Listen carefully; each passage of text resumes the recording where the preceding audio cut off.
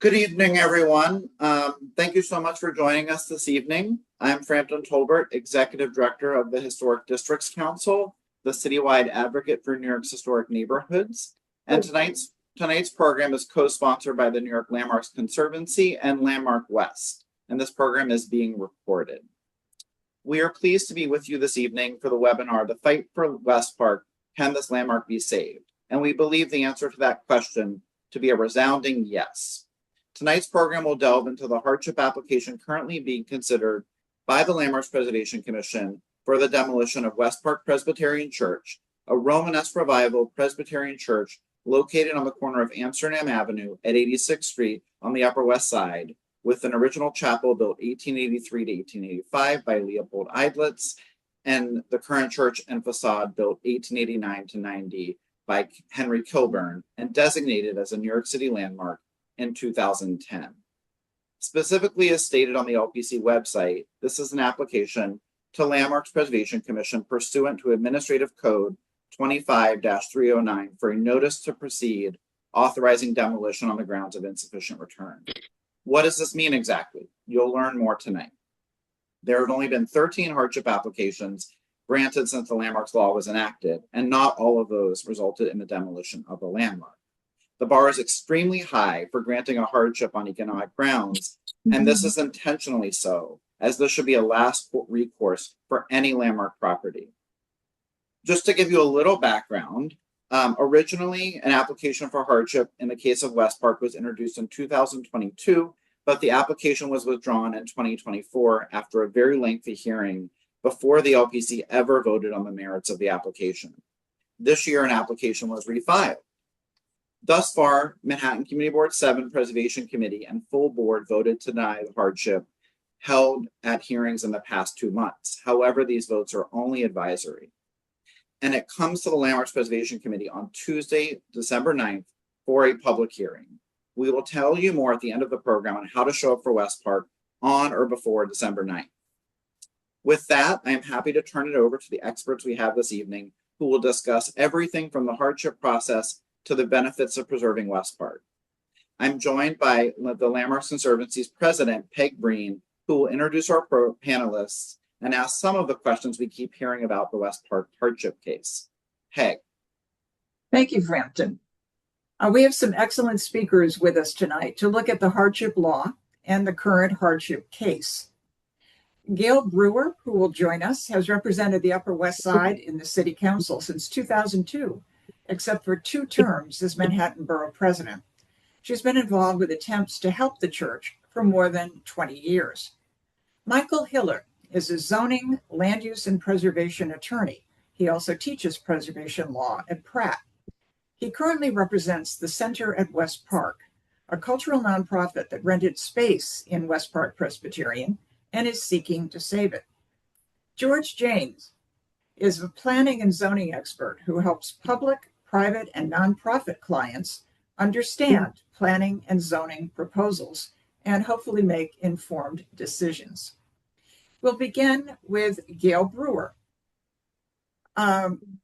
Please tell us, Gail, why West Park Presbyterian Church matters to the West Side and the various attempts that have been made to try to help it through the years.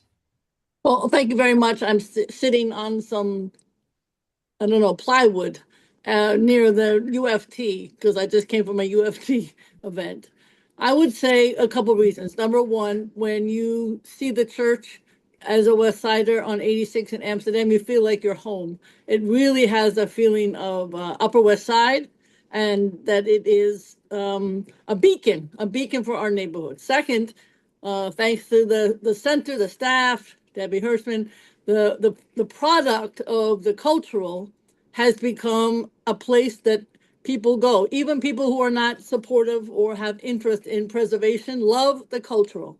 And I have been impressed with all of the product, all of the venue, all of the music and the dance and the theater and the spoken word.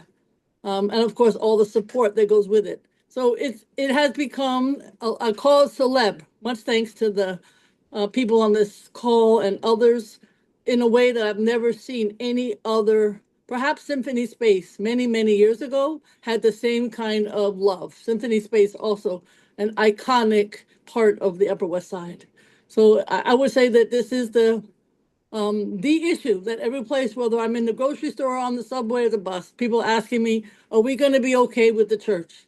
And I that's what I would say, that it is the dream of so many West Siders to keep that church and the programs in it. They go together.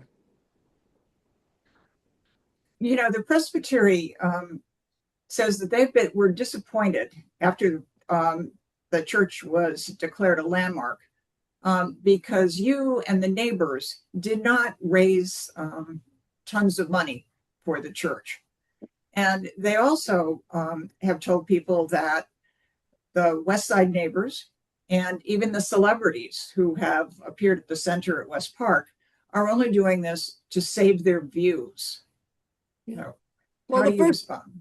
The first issue, I did apologize for not, when I became borough president, I didn't focus on the church, and I didn't realize that it would become such a handicap that not to have the money. So I apologize for that. I don't have any reason other than we made a mistake on not being focused on raising the money at that time. So right now, though, the money will be there. So that should be history, and they should know, people should know that now we can raise the money. The second issue, which of course is what is the, what was your second issue? I'm sorry. The Presbytery claims that the neighbors and even the celebrities who are supporting saving the church are just trying to save the views from their windows. They all seem to live right around the church. Well, first of all, they don't all live around the church. Neighbors live around the church. So celebrities live blocks away, or even many, many blocks away. That's just fictitious. That's a lie, to be honest with you. Obviously, there are people who are on the board and who care, who are on the block, but the celebrities do not live nearby, and that is not a truth statement. So I want to make that very clear. The first is I should have raised and focused more on the funding, and I made that very clear. And we as neighbors should have done the same. I can't make any excuse for that. We've been talking about the celebrities, and there have been an astounding number of them. There are many religious institutions with declining congregations and who have financial difficulties. But here's a chance for real fundraising and a real cause celeb that doesn't seem to be appreciated. Right. I mean, if you're asking me, I totally agree with that. I think that the number of celebrities and neighbors and friends who have been brought together. When I was at St. Paul and St. Andrew the other day for a reading with Alex Baldwin, Scarlett Johansson, and others, my God, there was no seat available in that entire massive, massive sanctuary. Not one seat available. So there's a lot of interest in the culture and in the preservation. Okay. Let's turn to Michael Hiller. There are very specific areas that an applicant has to prove in order to get hardship. Take us through those. Sure. And before I do, first of all, thank you so much for this, Peg, and being our moderator. Before I do, I want to say two things. Number one, the president of the center at West Park doesn't even live in Manhattan. And there are people who are on the board and people associated with that organization that live nowhere near the church. So this is just some part of the narrative that the developer has attempted to establish in order to make its position more marketable. But it's simply not the truth. The truth is that this is a grassroots supported church that is widely supported by people not only on the Upper West Side, but throughout Manhattan. That having been said, let me begin by pointing out that the Landmarks Law this year celebrated its 60th anniversary. And in those 60 years, as Frampton pointed out, only 13 hardship applications have been granted, and that they did not all end up with buildings that ended up being demolished. The granting of hardships is the extraordinarily rare exception. And as Valerie Campbell, the attorney for the applicant, said during her recent testimony for Community Board number 7, the standard for granting a hardship is, quote, extraordinarily rigorous. And that is the one thing that Valerie and I agree about. That is the context in which this application needs to be considered. And with respect to the test that's been imposed by the landmarks law, it is just what Valerie said, an extraordinarily rigorous one. The first requirement is that there needs to be a contract of sale that is entirely contingent upon the grant of a hardship. The second requirement, I'm going to go through the requirements and then I'll talk to you about how they fit.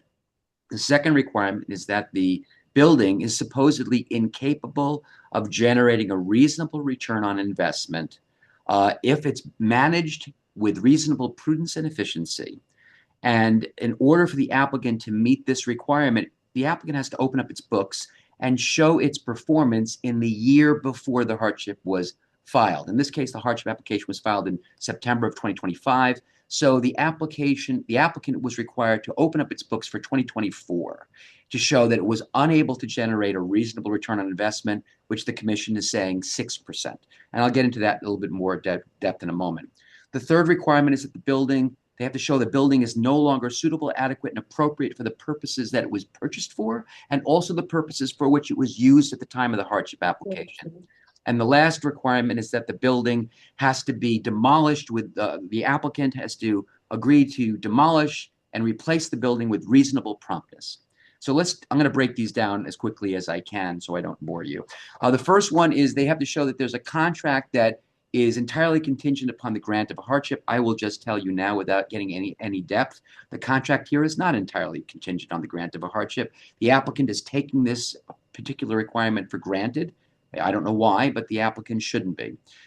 They can't meet the first requirement. And by the way, if they can't meet the first requirement, it's game over. They have to meet all four. And they already don't meet the first. But let's turn to the second one, since that's the one the applicant has spent the most time talking about. Incapable of generating a reasonable return on investment, assuming a reasonably prudent and efficient management. We have done our analysis of 2024's numbers. And because I can tell you that we have done this analysis, we are officially the only party to this dispute that has done the analysis. We looked through the applicant's submission. It's 663 pages long, and a reference to 2024's performance is not mentioned until page 500. And on page 500, they simply dismiss it by saying, we couldn't have done any better than we did, and we didn't make any profit.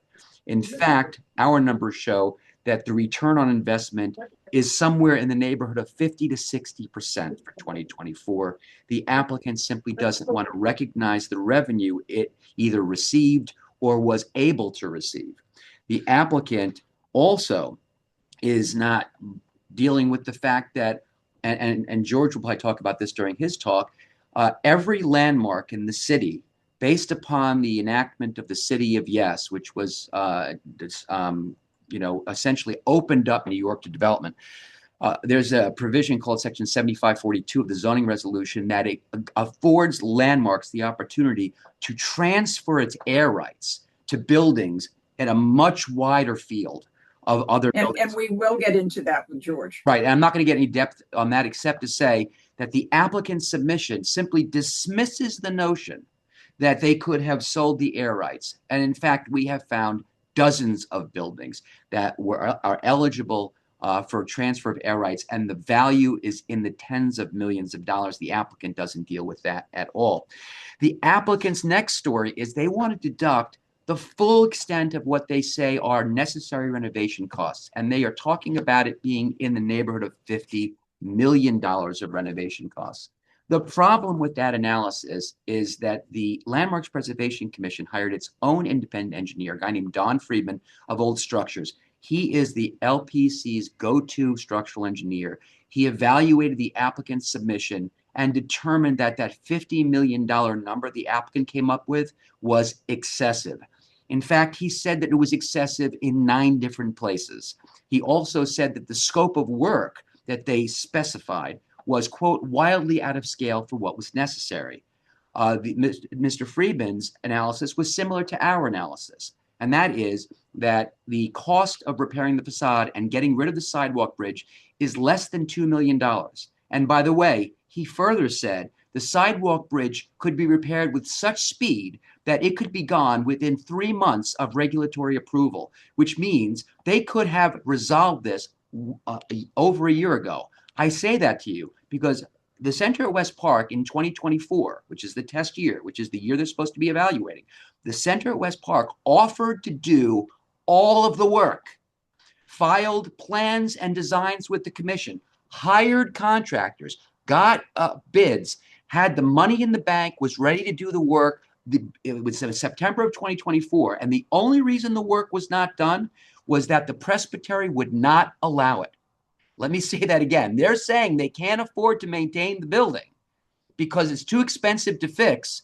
We offered them the keys to the safe, offered to do all the work, had the contractors lined up, submitted the plans, which were accepted by the commission, and the applicant refused to sign off. That's the reason the sidewalk bridge is up today, not because they can't afford it, but because they don't want the building to be fixed.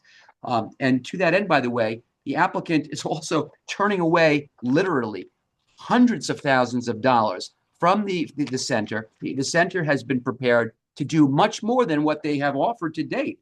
I should say they have plenty of opportunities, the applicant does, to have substantial revenue, and they're just simply not accepting it.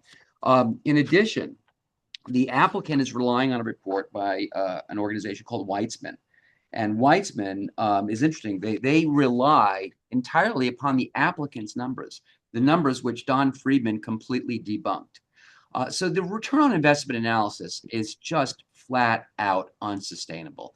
To be very clear, number one, the work can be done. We offered to do the work. We had the money. Number two, they're turning down rent and additional rent that we offered to pay, and they simply refused to accept it.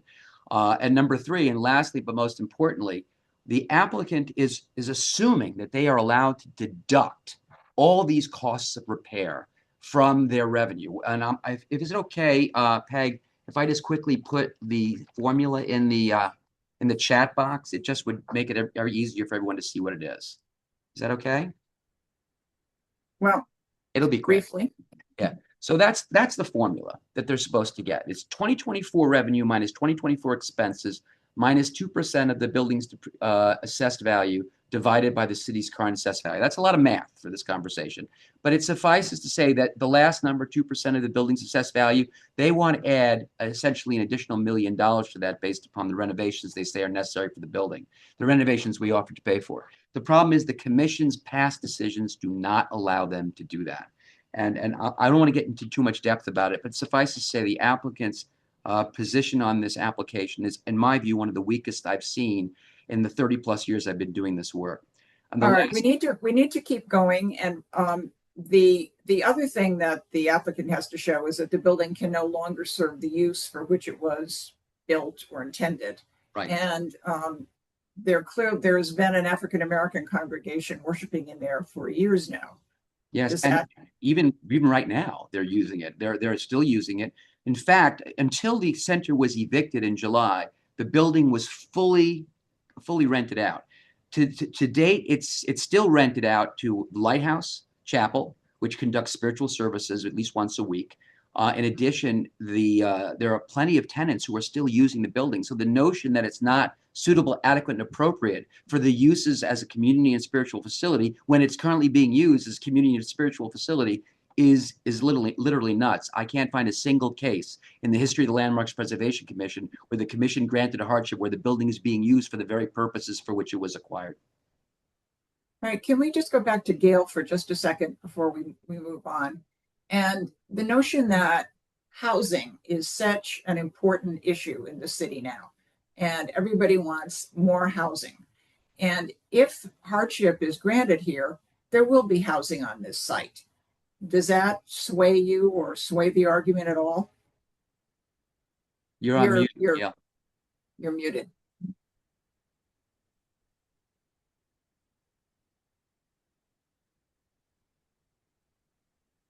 It does not, because the housing that is proposed is 100% condo and market.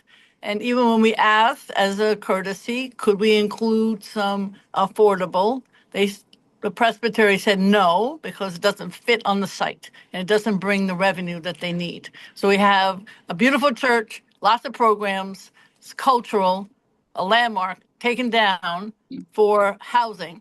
And the other thing that was pointed out, not only is it luxury housing only, but when we were told we could get a small, I guess you call it theater, 10,000 square feet, that the sanctuary that exists, you can hear a pin drop. It's one of the few sanctuaries in the country that has such acoustics.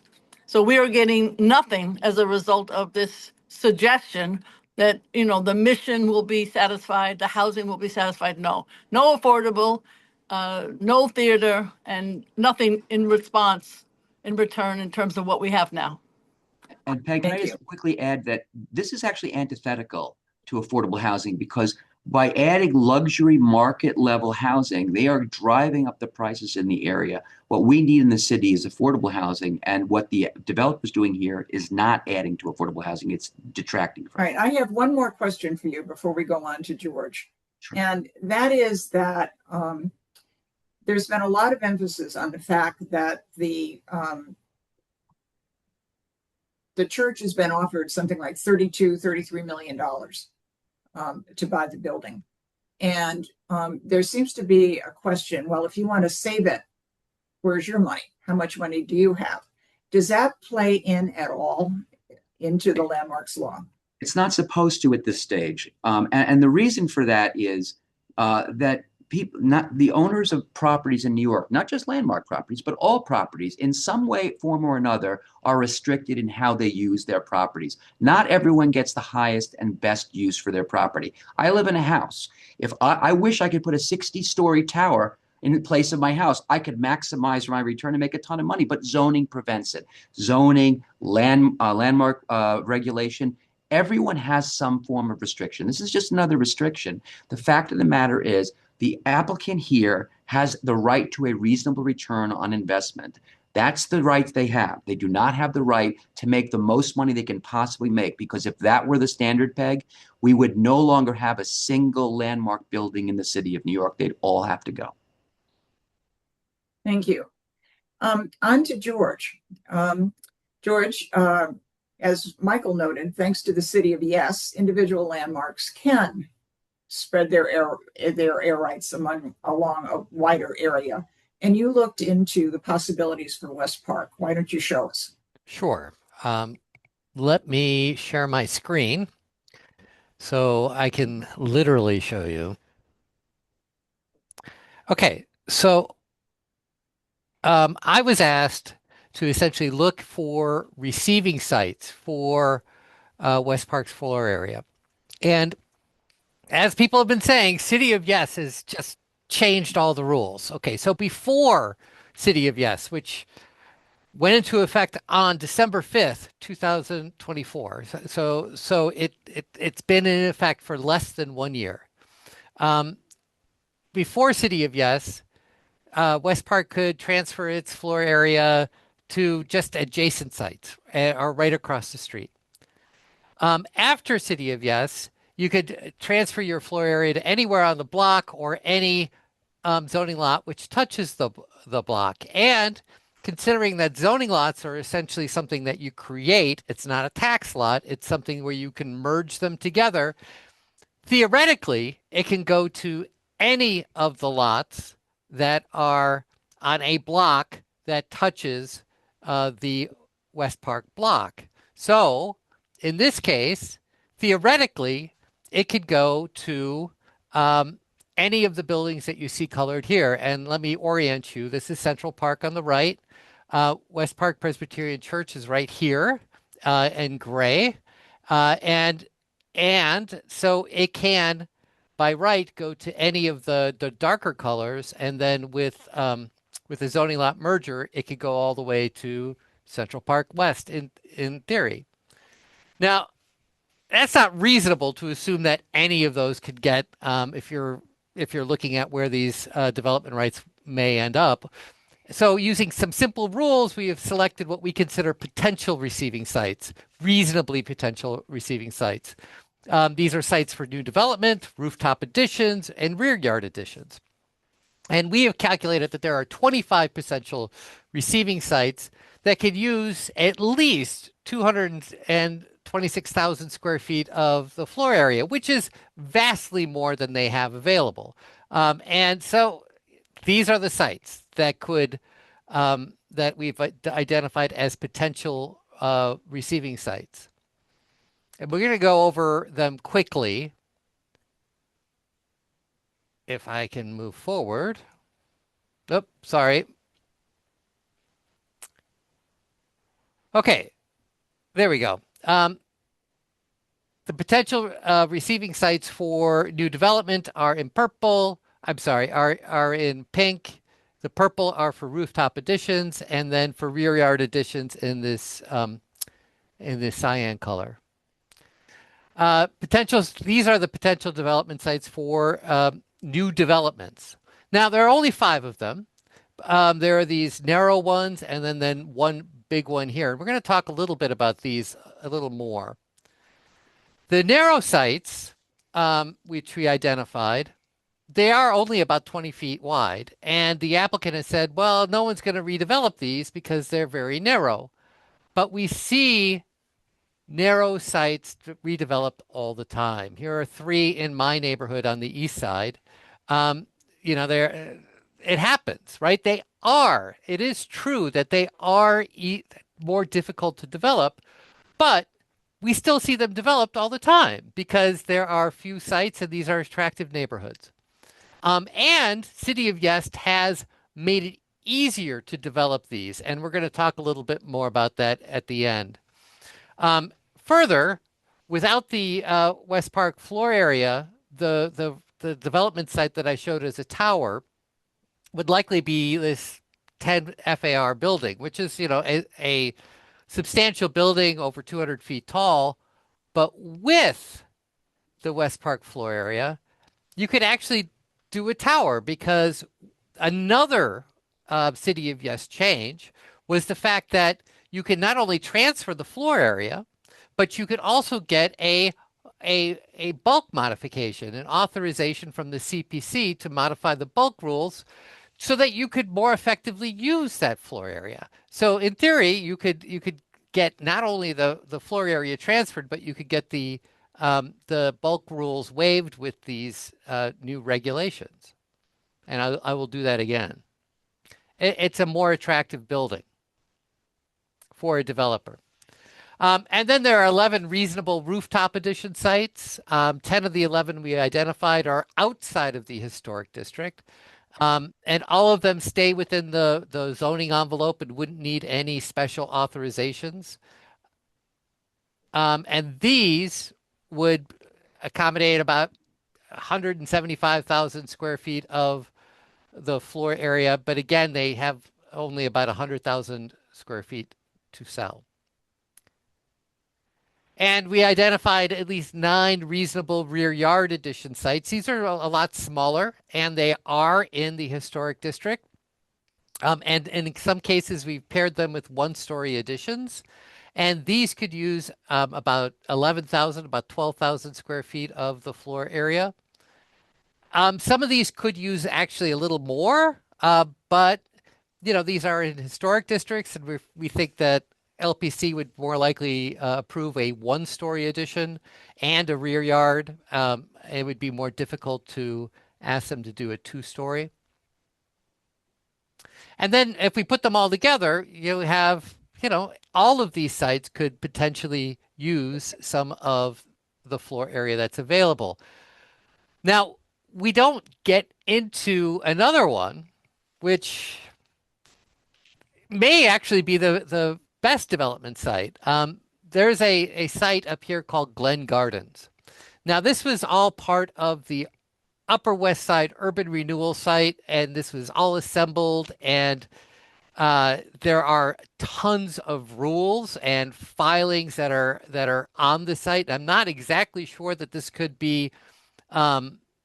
could actually be developed, but from a zoning perspective, it could be, because we have changed zoning so that these open spaces, which are not publicly accessible, could actually be developed.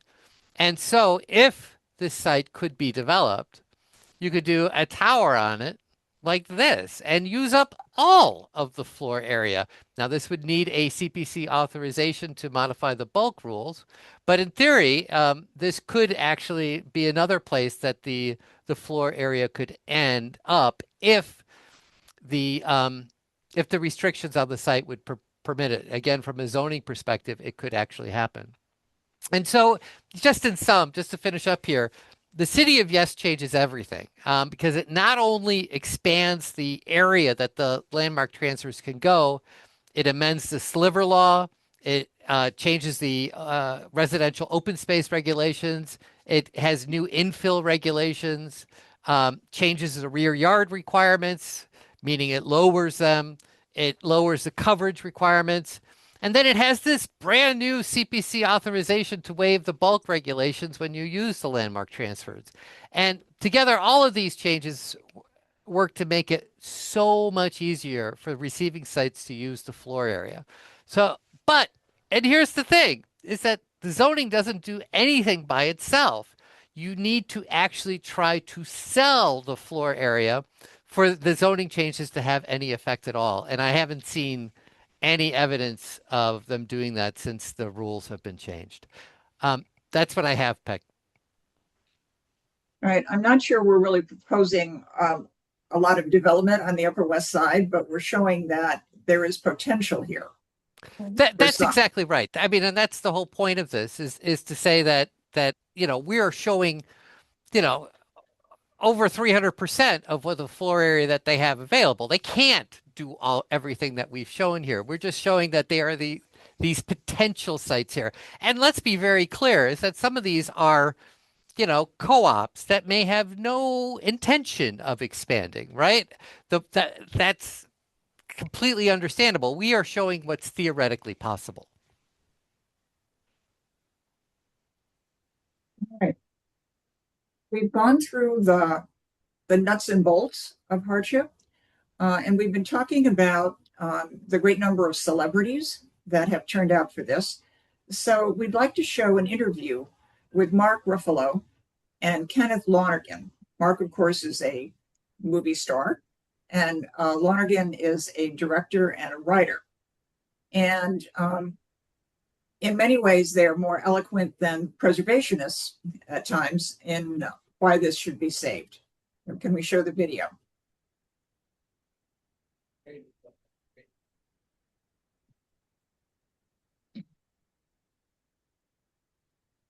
Oh, yeah. A little bit of beauty goes a long way. We need audio.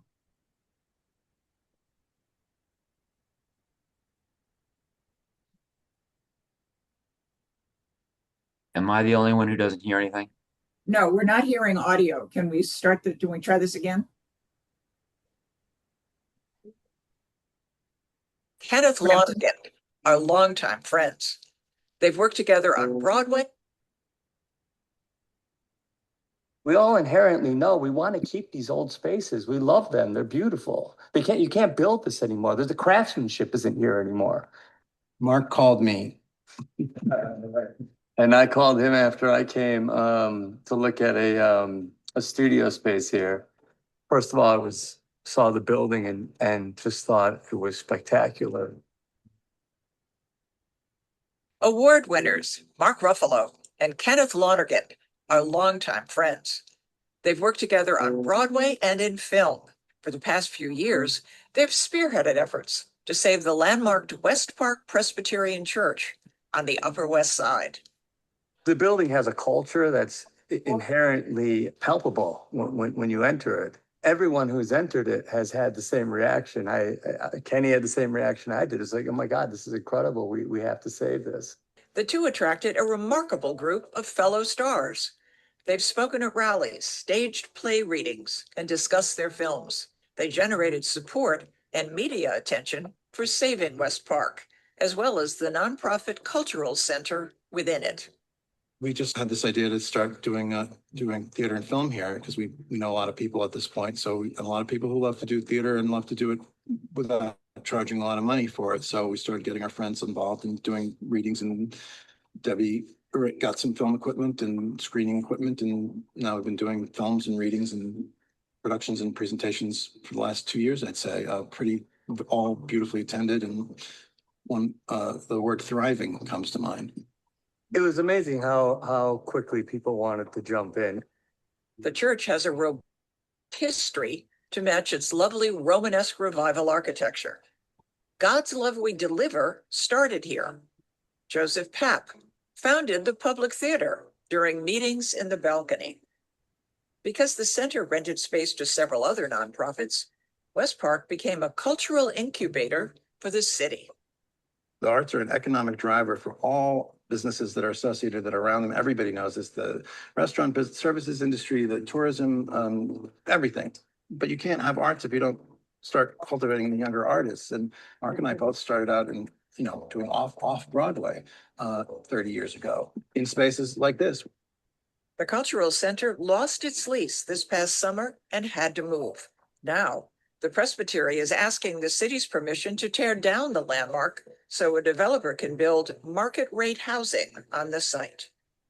Even in a packed locality like Manhattan, you don't need to tear down one of the few remaining 19th century churches to find room for housing.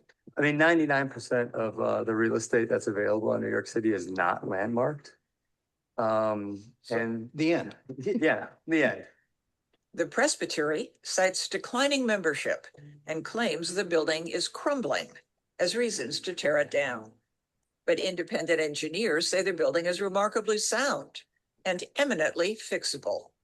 The city's Landmarks Preservation Commission is expected to hear arguments on the fate of the church later this month. If you keep wrecking the past every time you start over, it's just like putting yourself back at the starting line again and again and again. And it just doesn't make sense in any way. This is just something so special, and people come from all over the world. And we think we're just getting rid of a church on a corner. But you multiply that by 10, by 20, and New York City's completely lost what we all love about it. New York will be terribly diminished if we can't save these treasures.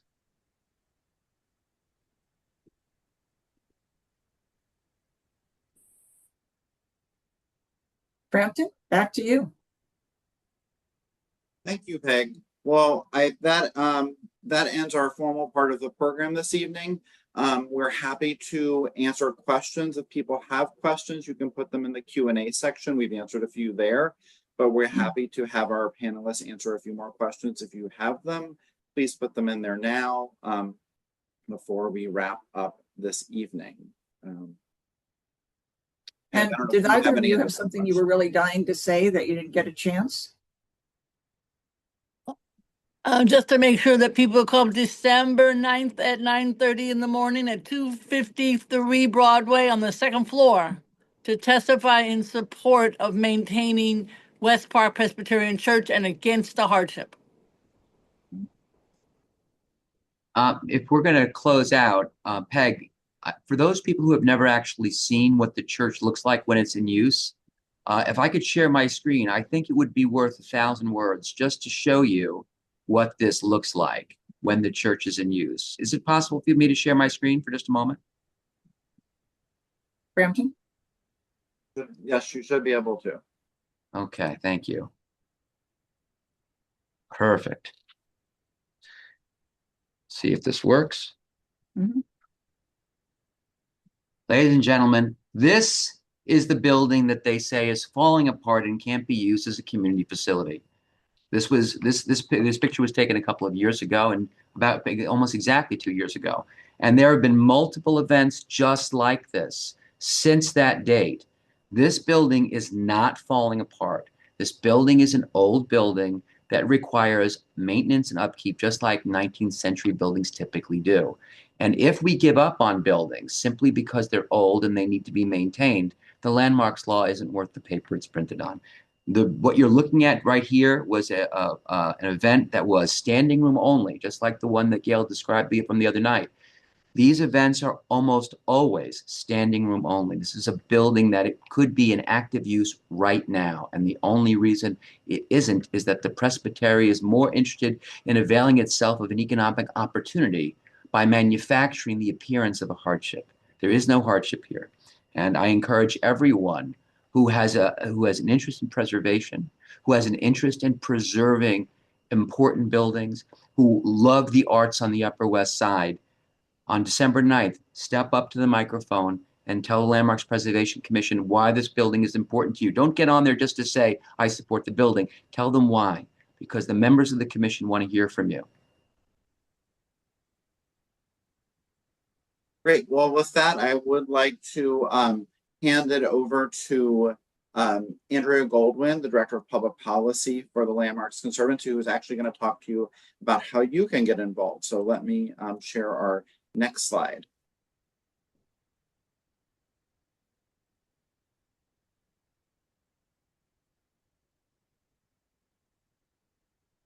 Hey, Frampton, can you advance that?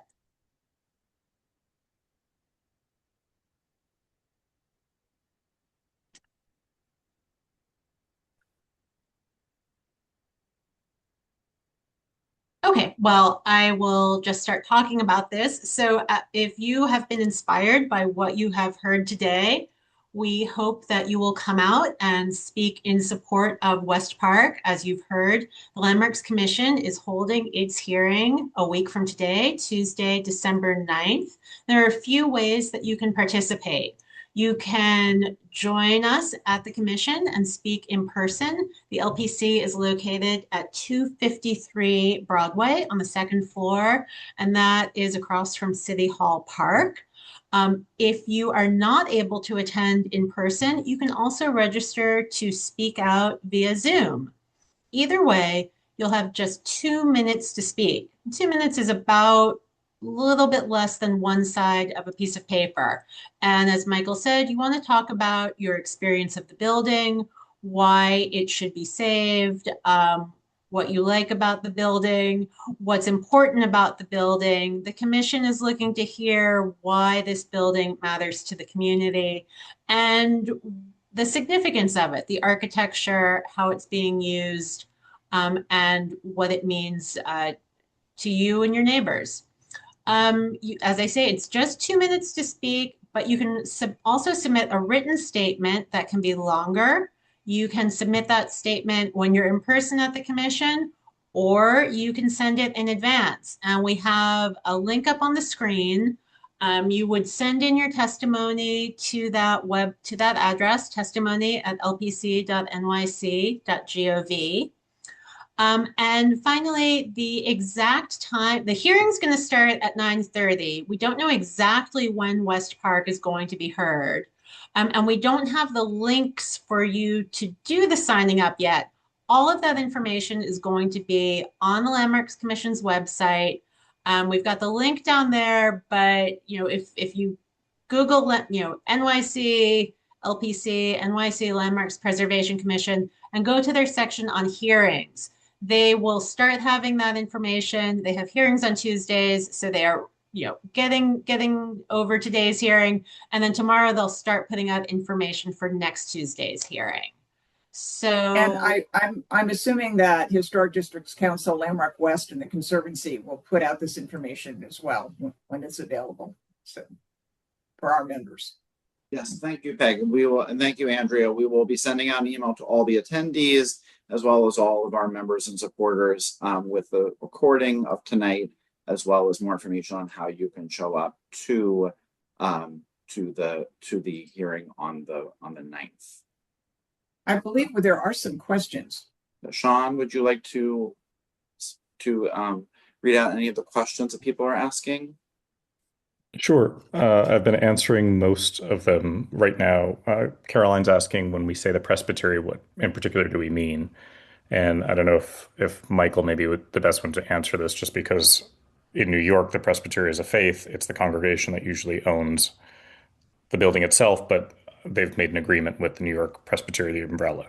Right. So there is a Presbyterian congregation consisting of approximately a dozen people in the church, and they are deemed to be the owners. There is an organization called Presbytery USA, which has, I think, somewhere in the neighborhood of $750 million at its disposal. To my knowledge, the local chapter has not asked for funding from that organization.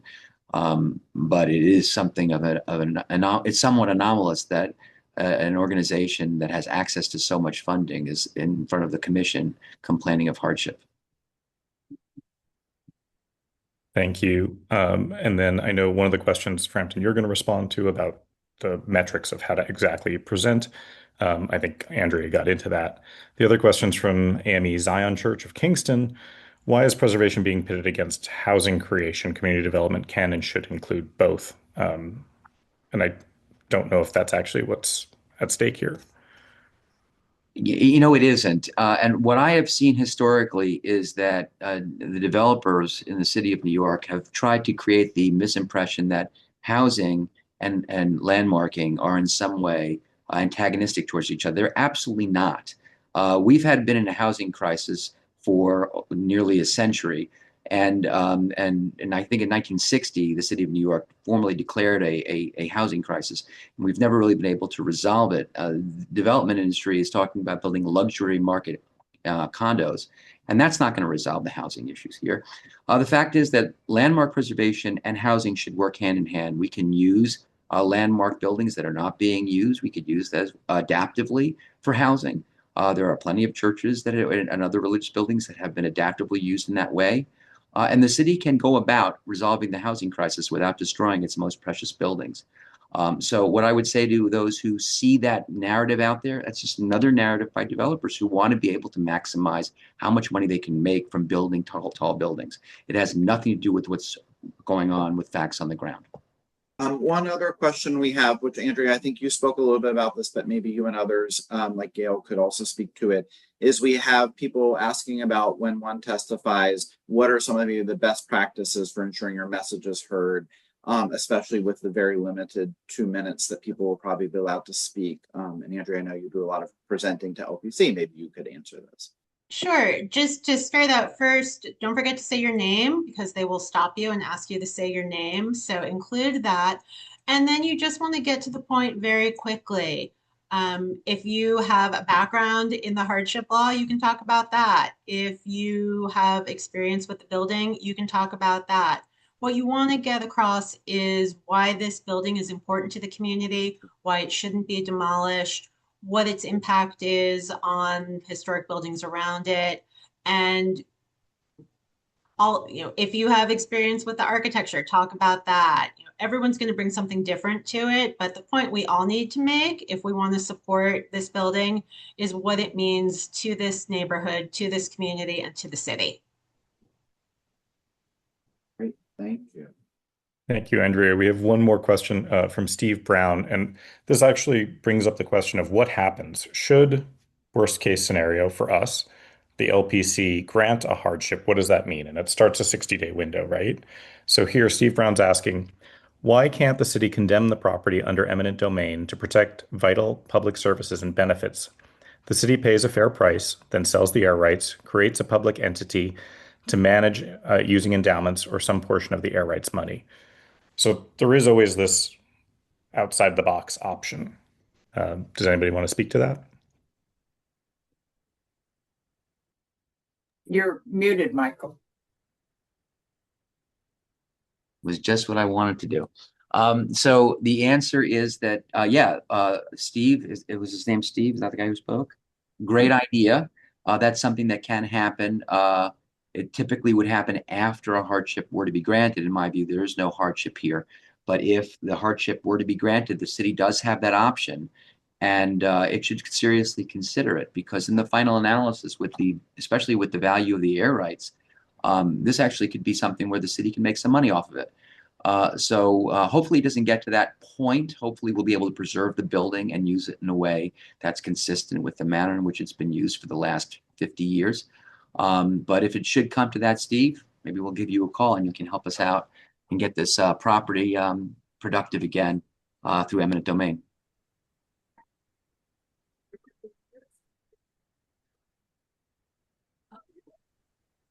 Well, with that, I think that concludes our program this evening. We don't have any other questions. I want to thank all of our Michael and George and Councilmember Gail Brewer for being with us this evening and providing all your expertise. I want to thank the New York Landmarks Conservancy and Landmark West, our co-sponsors for this evening.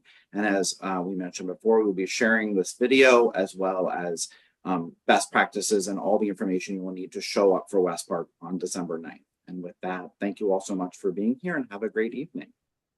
Thank you. Thank you, everybody. Mm-hmm. I know. Fall asleep.